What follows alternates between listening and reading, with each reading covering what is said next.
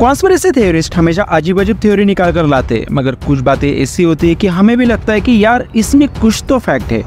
एक एक्सप्लोरर का एग्जांपल लेते हैं, जिसे ज़ुकराया साचिन।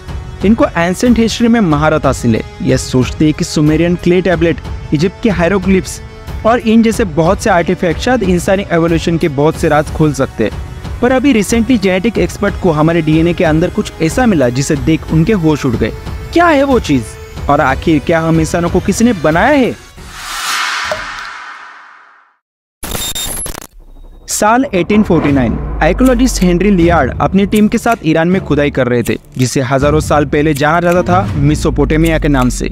बड़ी बड़ी बिल्डिंग्स थी, सोफिस्टिकेटेड रोड नेटवर्क था, मगर उस जमाने में सुमेरिया के लोग इतने एडवांस होने के पीछे क्या कारण है? जमीन के नीचे एक दो नहीं बल्कि 20,000 क्ले टैबलेट मिले, जिन्हें लिखा था 5,800 साल पहले एंशिएंट सुमेरियन लोगों ने। टैबलेट में लिखी दंत कथाएं बहुत से धर्मों के साथ मेल खाती थी, जैसे बाइबल की कथाएं। उन लोगों की माने तो इन सबका नॉलेज उन्हें अपने भगवान यानी अनुनाकी से मिला था। अनुनाकी आधे इंसान और आधे पक्षी थे। उनकी बाजुएं ज्यादा चौड़ी थी, सर बहुत लंबा था, उनकी हाइट लगभग 5 मीटर थी और उम्र 1000 साल की। सुमेरियन लोगों का मानना था कि अनुनाकी पृथ्वी पर सोने की तलाश में आए थे। और यही सबसे बड़ा सवाल आता है कि इतने बड़े भगवानों को आखिर कुछ धातु के टुकड़ों में इतना इंटरेस्ट ही क्यों होगा? कहानी यहाँ पर ही नहीं रुकती। लोग मानते थे कि अनुनाकी ने इंसानों को बनाया। इंसानों का वजूद बस इसलिए था क्योंकि सोना निकालने के लिए और मेहनत के काम करने के लिए उन्हें मजदूर चाहिए थे। 2,50,000 साल पहले पृथ्वी पर आए अनुनाकी ने सोचा कि हमारे काम करने के लिए कैसे परफेक्ट वर्कर्स बनाए जाए। उन्हें मंकी एकदम सही एनिमल लगे, पर वो इवोल्यूशन में काफी पीछे थे। उन्होंने उनके जीन में मॉडिफिकेशन किए और अपने जैसा बनाया। यहाँ से ये कहानी हमें बाइबल की याद दिलाती है। या आप लोग भी एग्री करोगे कि इवोल्यूशन से जुड़ी बाइबल की कथाएं यहाँ से सटीक शुरू होती है। पर प्रॉब्लम तब शुरू हुआ जब अनुनाकी और पृथ्वी की औरतों के बीच नजदीकियां आने लगी, और तब जन्म हुआ हाइब्रिड्स का। सुप्रीम गॉड ने सोचा कि संपूर्ण सृष्टि के इंसानों को अब खत्म किया जाए, और उन्होंने लाई महाप्रलय, जिसका प्रमाण हमें सारे धर्मों के ग्रंथों में मिलता है। बाद में अनुनाकी चले गए और जब वापस आए तब उन्होंने ऐसे इंसान बनाया जो पहले से भी बेहतर था, जिसने हर क्षेत्र में अपनी महारत बनाई। अब यहाँ सवाल आता है कि अनुनाकी ने इंसानों को क्यों अपना विकास करने के लिए छोड़ दिया और खुद चले गए?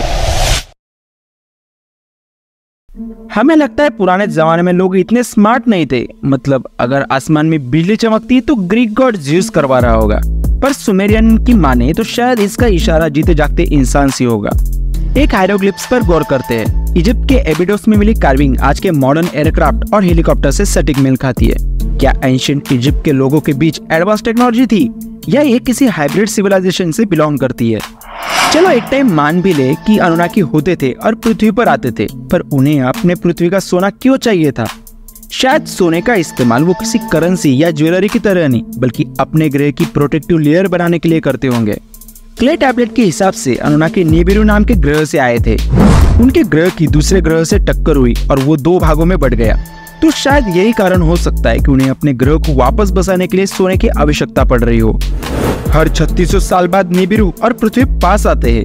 जॉन एंडरसन, जो नासा के जेट प्रोपल्शन लेबोरेटरी के साइंटिस्ट है, उन्हें लगता है कि हमारे सौर मंडल में शायद अननोन प्लैनेट मौजूद है। अगर आप अनुनाकी का कोई भी फोटो देखोगे तो आपको उनके हाथ में कुछ ऐसा दिखेगा जो आज के मॉडर्न वॉच जैसा है। इतना सब कुछ होने के बाद भी हम उनके बारे में आज क्यों नहीं जानते? स्टीफन हॉकिंस के मुताबिक कोई भी एडवांस सिविलाइजेशन हमें कांटेक्ट ही नहीं करेगी, क्योंकि उनके मुताबिक हम अंडर डेवलप है। साल 1963 स्टॉकहोम यूनिवर्सिटी के साइंटिस्ट ने खोजा कि डीएनए सिर्फ हमारे सेल के न्यूक्लियस में नहीं बल्कि न्यूक्लियस के बाहर भी है, जिसे हम माइटोकॉन्ड्रियल डीएनए कहते हैं। ये डीएनए शायद अनुनाकी की देन हो, क्योंकि इसमें किया मॉडिफिकेशन हमारी पूरी डीएनए सिस्टम पर असर करेगा, और ये डीएनए माँ से अपने बच्चे को पास ऑन भी होता है। उन्हें लगता है कि हम तेजी से विकास करें, पर उनके जितना नहीं, क्योंकि ऐसा हुआ तो हम पहले भी इतिहास में पानी का प्रलय देख चुके हैं। सिर्फ सुमेरिया में ही अनुनाकी के वंशज थे ऐसा नहीं, बल्कि ये हमारे एंशिएंट इजिप्ट में भी देखने मिलता है। क्वीन नेफेटिटी। नेफेटिटी इजिप्ट की रहस्यमय रानियों में से एक है। लंबी गर्दन, बड़ी आंखें और ऊंचा सर। ये डिस्क्रिप्शन अनुनाकी से काफी सिमिलर लगता है। अगर आपको लगता है कि फेरो का एक्स्ट्रा टेरेस्ट्रियल से कोई संबंध नहीं, तो उन्होंने ग्रेट पिरामिड ऑफ गिजा जैसे कॉम्प्लेक्स चीज को कैसे बनाया, वो भी कोई आधुनिक सुविधा न होते हुए? चलो मान भी ले कि अनुनाकी होते हैं और हर 3600 साल बाद पृथ्वी पर आते हैं, तो आज की तारीख में वो जल्द ही पृथ्वी पर आ सकते हैं। पर देखने वाली बात होगी कि क्या वो हमारी मदद करेंगे या हमें पृथ्वी से वापस मिटा देंगे। है दोस्तों, अगर वीडियो पसंद आया तो वीडियो को लाइक शेयर कर देना, और अगर चैनल पे नए हो तो सब्सक्राइब जरूर कर देना। ये आपके लिए तो फ्री है, पर हमें इससे बहुत मदद मिलती है।